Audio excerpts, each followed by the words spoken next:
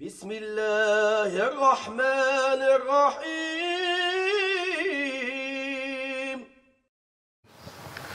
Alhamdulilladzi arsala rasulahu bil huda wa dinil haqq liyudhhirahu 'ala ad-dini kullihi wa kafa billahi shahida. Asyhadu an la ilaha illallah wahdahu la syarikalah wa asyhadu anna Muhammadan abduhu wa rasuluh. Amma ba'd.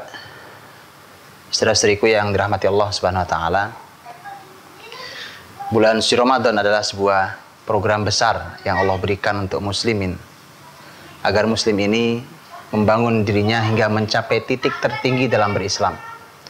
Hanya kemudian muncul sebuah masalah ketika kita jujur mengakui bahwa sesungguhnya grafik yang kita miliki saat kita melaksanakan Ramadan dari tanggal 1 hingga tanggal 30 Ramadan itu sesungguhnya kalau kita mau jujur grafik yang menurun. Itu bisa kita lihat pada sebagian masjid-masjid kita yang cenderung berkurang, cenderung kosong, aktivitas semakin melemah. Sementara Nabi SAW memiliki grafik yang semakin padat, semakin naik, dan semakin intens dalam beribadah. Dan ini harus menjadi satu evaluasi pertanyaan buat kita. Kenapa hal ini bisa terjadi? Maka mudah-mudahan pertemuan ini bisa menjawab itu dan mudah-mudahan kita bisa merubahnya. Yang pertama yang perlu kita ketahui adalah bahwa Ramadan ini pertama kali diwajibkan untuk muslimin pada tahun 2 Hijriah. Artinya 2 tahun Nabi SAW kira-kira ada di kota Madinah, diwajibkan Ramadan untuk muslimin. Sebagaimana yang kita ketahui turun surat Al-Baqarah 183. Tapi yang menarik adalah justru Ramadan ini diwajibkan pada 1 bulan sebelum Ramadan, yaitu bulan Sya'ban, tahun 2 Hijriah. Dan ternyata di bulan Sya'ban tahun 2 Hijriah itu ada 4 sekaligus perintah yang Allah turunkan dan wajib dilakukan di seluruh muslimin. Dari sinilah nanti kita akan lihat ternyata Ramadan itu jangan diamputasi, jangan dipisahkan dari rangkaian 4 hal ini. Mari kita lihat apa saja 4 hal itu. Yang pertama adalah tahwilul qiblah, perpindahan kiblat. Diwajibkan, diperintahkan untuk umat Islam berpindah kiblat dari Masjidil Aqsa ke Masjidil Haram pada bulan Sya'ban tahun 2 Hijriah. Yang kedua, siam Ramadan.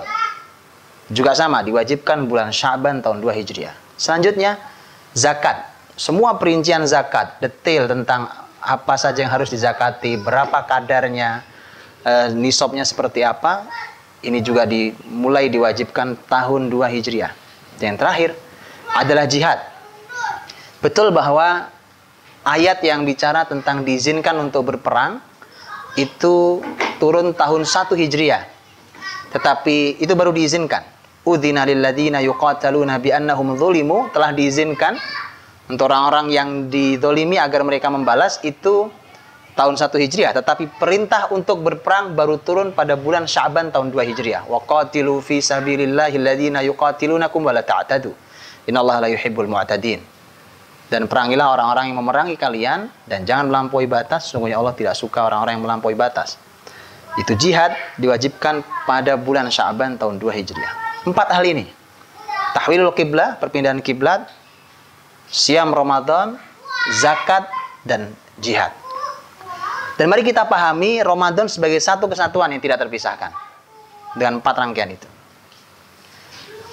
Saudaraku berbahagia yang dirahmati Allah, jihad itu oleh Nabi SAW disebut sebagai dzurwah sinamil Islam, sebagai puncak tertinggi, sebagai ajaran Islam yang ada di posisi yang paling tinggi. Dzurwah sinamil Islam. Dengan demikian maka artinya dari 4 hal ini yang paling puncak adalah jihad. Maka perpindahan kiblat agar kita mencapai titik jihad, siam Ramadan agar kita menjadi mujahid, kemudian diperintahkan zakat agar kita berlatih untuk menjadi mujahid. Jadi orang berpuasa Ramadan itu sesungguhnya adalah persiapan untuk menjadi mujahid. Jadi jangan pisahkan. Kalau Ramadan tidak dalam rangka menyiapkan diri menjadi mujahid, pasti tidak maksimal. Ramadan kita sudah lebih banyak dari Ramadan Rasulullah SAW, rata-rata seusia kita. Karena Rasulullah SAW pertama Ramadan tahun 2 Hijriah. Rasul wafat tahun 11 Hijriah. Artinya Rasulullah SAW melaksanakan Ramadan paling hanya 10 kali. Kita dengan usia seperti ini sudah berapa banyak Ramadan kita lakukan? Tapi mari kita lihat hasilnya dengan pertanyaan ekstrim kita, bahwa apakah kita dengan Ramadan yang sudah lebih banyak dari Rasulullah SAW, betul-betul sudah tertanam jiwa jihad dalam diri kita? Mudah pertanyaan ekstrimnya. Supaya kita mengukur apakah Ramadan ini hasilnya sudah seperti Ramadan yang diharapkan oleh Rasulullah SAW dan para sahabat. Pertanyaannya begini, kalau nanti Ramadan 1430 ini selesai kita laksanakan, bayangkan ketika selesai itu, kemudian kita dipanggil untuk berangkat jihad. Pertanyaannya, berangkatkah kita? Kalau kita siap berangkat, maka mari kita syukuri itu. Tapi kalau belum, maka mari kita pertanyakan di mana salahnya Ramadan kita, di mana kurang istimewanya Ramadan kita. Karena Rasulullah SAW dan para sahabat, sebenarnya ketika mereka melaksanakan Ramadan pertama kali, ketika kira-kira puasa Ramadan baru berjalan setengah bulan, para sahabat harus berangkat untuk melanjutkan, untuk berangkat jihad dalam perjalanan menuju Perang Badar. Tepat pada tanggal 17 Ramadan tahun 2 Hijriah, ini Ramadan pertama buat muslimin, disitulah terjadi perang besar pertama, yaitu Perang Badar.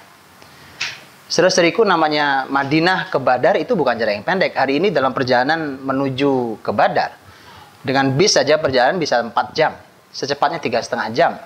Masa itu yang paling canggih hanya kuda. Kuda atau mungkin bahkan unta-unta.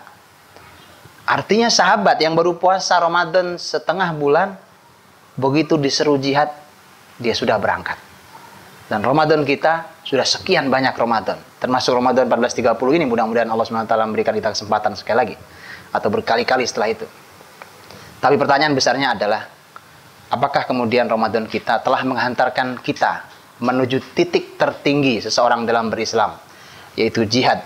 Artinya apakah Ramadan kita telah membentuk jiwa mujahid dalam diri kita? Wallahu a'lam bishawab.